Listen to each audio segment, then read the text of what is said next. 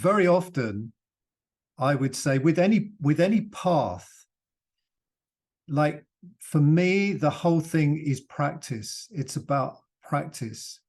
So with a practice, the practice of immersing myself in the question, and for me, the context or the question that I immerse myself in is what could be astonishing about this? Where is the astonishment? Where is the miracle? So I'm always searching for that.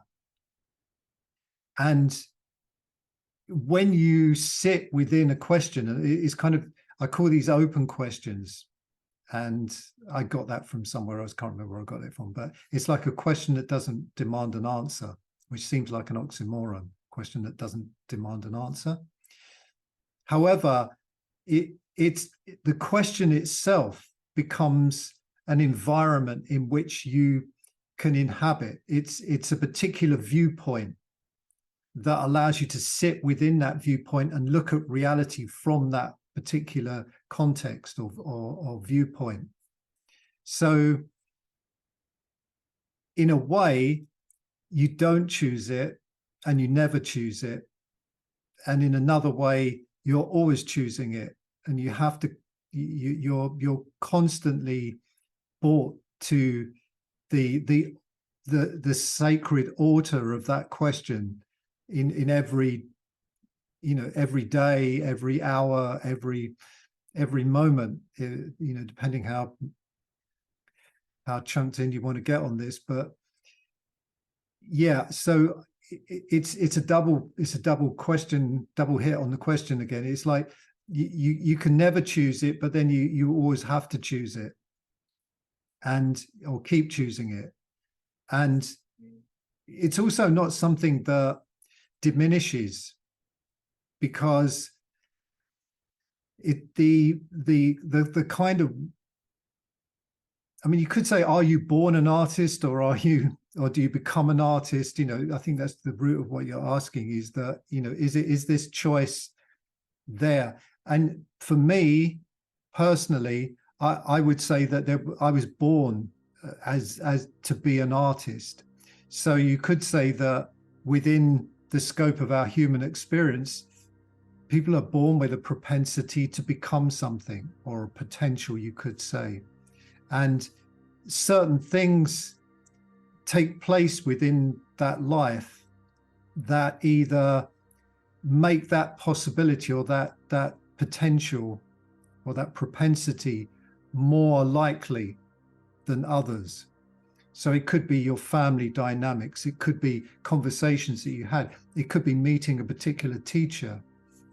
So in my own case, it was like nothing else that I engaged with held me in the way that creating art and exploring the world, like in intimate detail, that held my attention and captivated me and brought me things that I could never have got under what I could see under normal circumstances.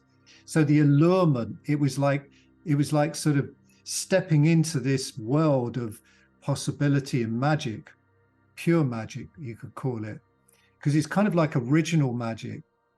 So I think there's a great thing that, in science, they say, there was one miracle that kicked the whole thing off, and then there's no more miracles after that. So I would just say, look, it's all miracles. It's all magic. Everything is magical. And once we, as children, that very often is that's the case. If you look at children, they live, small children live in a very magical environment. Everything's alive. It's a bit like panpsychism in philosophy. Everything is imbued with this rich consciousness, a cushion or whatever, a towel or a plant or a cup or anything, a hat, everything is kind of enriched with this sumptuous consciousness of being, that it can be something, that it has something to say, you can interact with it. It's dynamic. There's an incredible relationship between everything. And then over time, that gets educated out of us. And the more we go into that kind of the grown-up world, you know, the more that gets taken away from us. And there's a point where we lose sight. There's this incredible forgetting of the wonder that we were born into and that we experienced for, you know, a certain amount of years. And then that forgetting becomes so deep and so entrenched. And then magic and miraculous are just they're things that happen in entertainment. So we become addicted. That's why people are addicted to entertainment, because it reflects back to us something that we've lost, this sense of magic.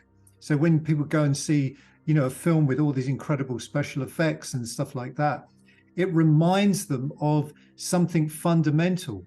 But you see, the great forgetting, you could say, of our cultural narrative is the fact that we are the highest form of technology. We are the highest form of magic.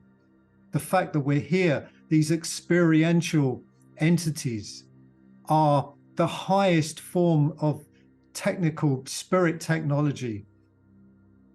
And it's right there. We're in it. We're immersed in it. It's dangled before us in every instant, and yet we cannot see it because we're educated out of that. And my role, I would say, as a teacher, as an artist, as someone who has explored this and really wants to open this message out for as many people as possible, it's that it really is possible to kind of jack into what I call a radiant operating system. Now, that radiant operating system is what you could say our original nature. So the original nature of, you know, absolute curiosity. You know, we are curious. We're curious about everything. We want to find out. We want to explore the curiosity of movement, how to move, how to really explore our visceral experience of being here on so many different levels. And the other thing that opens up as a result of taking this on in a very radical way and really embracing it is that there's kind of like a flowering of consciousness. Now, contrary to what seems to be happening in a lot of things, like there's a big thing with this non-duality now. So the idea of that we're all connected, we're all one. I think I'm a radical dualist in the sense that you know there's almost the kind of incredible downgrading of our human experience, and even spiritual practices now. It's like, oh no, I don't want to be this separate thing. I want to be all is one. Yeah. Now that may be true on a level, you know, on one reality that's true. In another reality, we're gifted this viewpoint here as this, you could even say it's a kind of disassociation from the one thing. But that disassociation gives us a unique viewpoint, a unique experience, a unique way to understand and explore what's going on.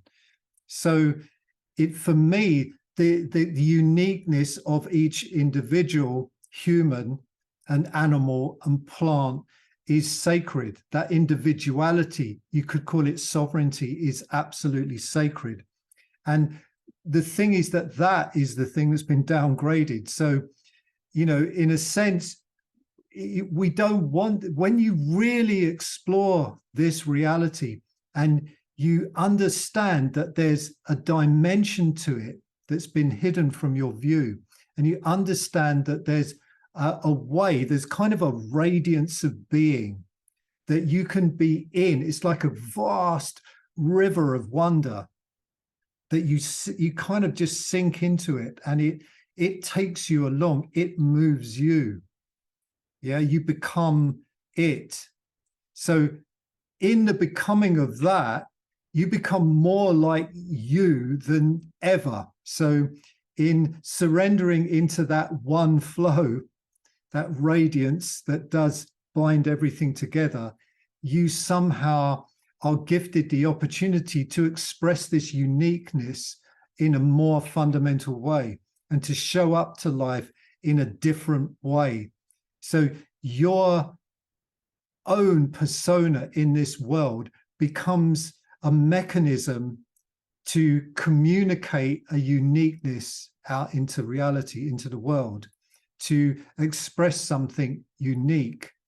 And in that uniqueness, there can be like a correlation of different ideas that come together, that all join together somehow. But you have a unique way of presenting that to the world. You have a unique way of expressing it. And at its ultimate level, you have, in a sense, the ability or the potency within you from that energy to help others to see that their presence in this world is utterly astounding. It's astonishing. And to savor it, to not be afraid of it ending, but to savor it. Yeah.